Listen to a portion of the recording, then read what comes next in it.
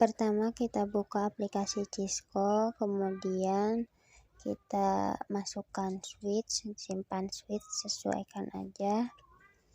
Setelah itu masukkan PC. Di sini saya akan menggunakan 6 PC.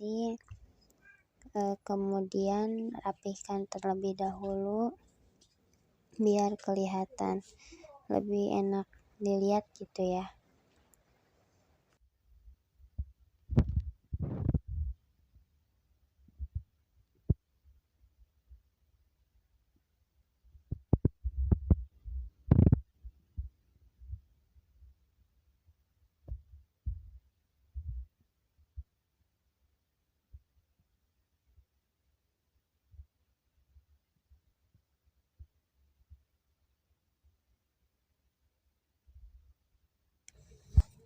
Setelah rapi, di sini saya menambahkan 3 PC lagi agar menjadi 6.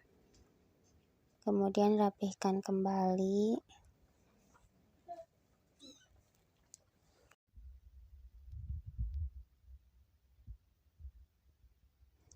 Setelah rapi, di sini kita akan memberikan IP address pada setiap PC ya. Di sini kita atur aja. Di sini saya akan menggunakan IP address 192.168.0.1. Di sini kalian bisa juga pakai .1.1, disesuaikan aja sesuai dengan keinginan kalian. Dan subnet masknya biasanya akan terisi dengan sendirinya. Kemudian PC 2 saya menggunakan IP address 192.168.0.2. Dikarenakan PC 1 memakai IP address .0.1, di sini PC 2 tadi saya menggunakan .0.2 karena setiap PC itu IP addressnya harus berbeda. Dan di sini PC 3 saya memakai 192.168.0.3 dan subnet masknya akan terisi oleh sendirinya. Kemudian lanjutkan dengan PC keempat. Di sini saya menggunakan IP address 192.168.0.4 karena ini untuk PC 4. Kemudian subnet masknya seperti biasa akan terisi oleh sendirinya. Dan dilanjutkan ke PC 5. Di sini menggunakan IP address 192.168.0.5. Dan PC terakhir, PC ke-6. Di sini saya menggunakan IP address 192.168.0.6 dan di sini saya salah mengetik jadi tidak bisa disimpan. Kalau tidak bisa disimpan atau salah ketik, di sini kalian pencet OK dan ketik ulang IP address yang mau kalian simpan, kemudian dan bisa kembali. Setelah selesai, di sini saya akan menghubungkan kabel ke switch.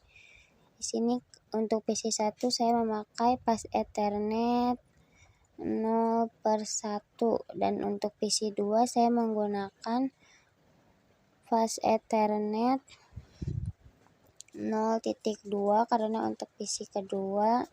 Dan PC ketiga saya menggunakan kabel ke switch menggunakan pas Ethernet 0,0/3 dan yang PC keempat saya menggunakan fast Ethernet 0/4. Yang kelima menggunakan fast Ethernet 0/5 dan yang keenam terakhir saya menggunakan 0/6. Setelah semua kabel terhubung ke switch, gunanya kita menghubungkan kabel ke switch agar dapat terhubung ke jaringan internet setiap PC-nya. Setelah itu kita akan mengatur konfigurasi IP address dengan cara kita ketik enable, kemudian kalian ikuti saja langkah-langkah saya. kita ketik manual ya guys yang ininya.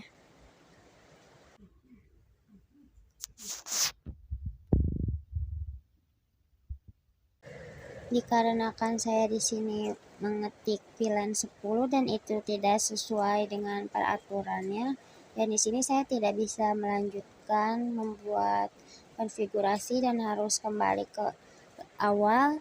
Di sini saya mengetik enable kembali seperti langkah yang pertama, dan di sini tetap tidak bisa, dan ada caranya agar kita bisa kembali ke tahap awal, yaitu dengan mengetik X. Jika sudah mengetik exit, kita bisa memulai kembali, dan di sini saya menulis enable seperti yang pertama saya ketik, yaitu enable. Kemudian kita lanjutkan dengan mengetik konfigurasi T, kemudian saya di sini mengetik show pilihan. Kalian ikuti saja cara-cara saya yang saya ketik ya, itu saya ketik manual. Kemudian jika sudah diketik, kalian klik enter agar muncul tulisan di bawahnya lagi.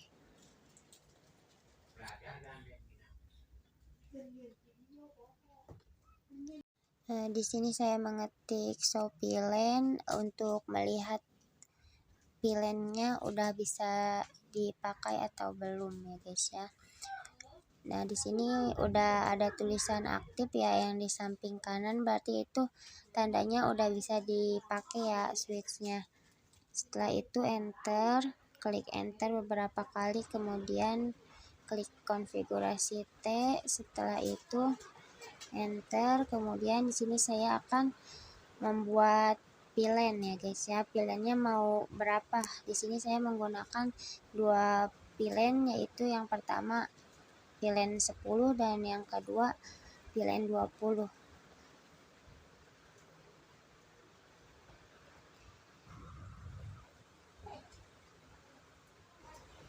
Kemudian sini saya ketik pilihan 20 untuk pilihan yang kedua dan dinamakan name pilihan 20 agar berbeda namanya dengan yang pilihan ke-1. Kemudian exit, kemudian exit kembali, ketik exit agar bisa tersimpan ya guys pilihannya. Pilihan ke-10 dan 20 agar bisa tersimpan.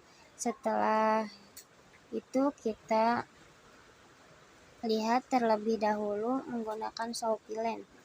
Di sini pilihan 10 dan pilihan 20 sudah aktif ya bacaannya, berarti itu tandanya sudah bisa digunakan oleh setiap PC.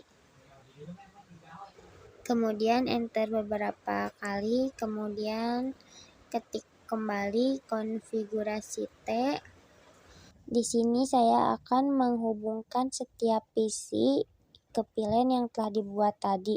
Dikarenakan saya tadi membuat 2 pilihan dan saya menggunakan 6 PC, maka setiap pilihannya itu 3 PC.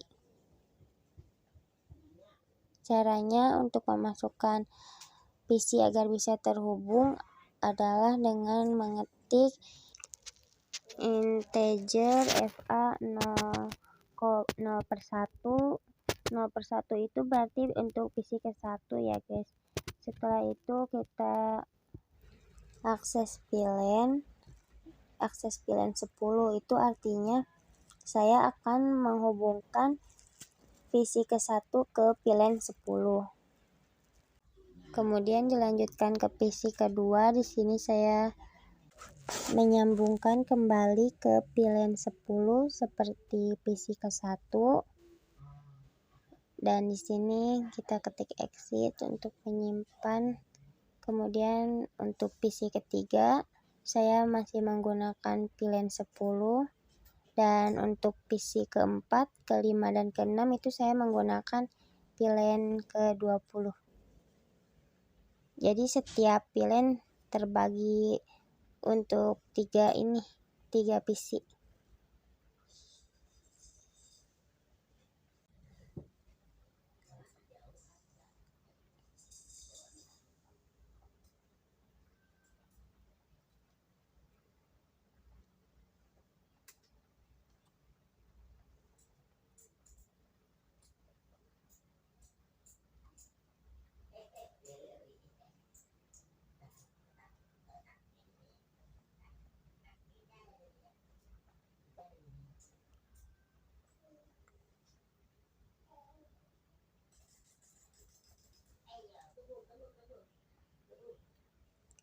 Di sini saya sudah mengetik.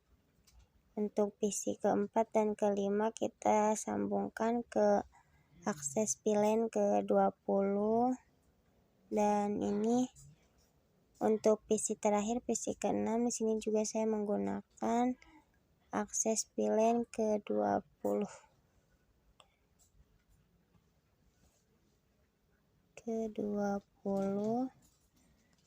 Setelah itu kita ketik exit. Setelah ketik exit, kita ketik kembali.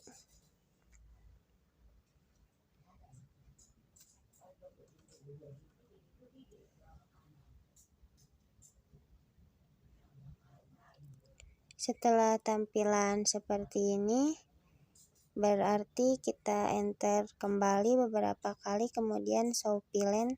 Di sini kita akan melihat apakah PC 1 sampai PC 3 sudah dapat terhubung ke VLAN 10, dan di sini bacaannya sudah aktif. Dan PC 4 sampai PC ke-6 itu sudah aktif ke VLAN 20. Berarti di sini tandanya kita udah berhasil membuat konfigurasi IP address.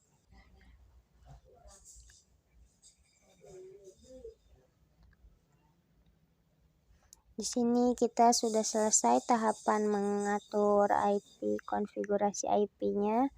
Kemudian kita klik enter.